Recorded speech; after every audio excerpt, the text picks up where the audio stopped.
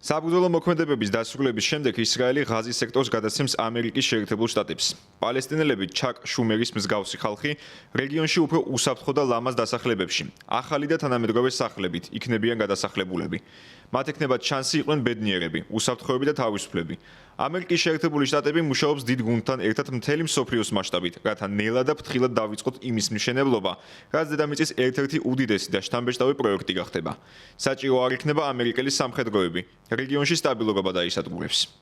ჩვენ არავის მივცემთ უფლებას დაარღვიოს ჩვენი ხალხის უფლებები, რომელმაც 10 წლეულების ტანჯვა გამოიარეს. ეს მოწოდება წარმოადგენს საერთაშორისო სამართლის სერიოზულ დარღვევას. რეგიონში მშვიდობას და სტაბილურობას ვერ მივაღწევთ პალესტინური სახელმწიფოს ჩამოყალიბების გარეშე.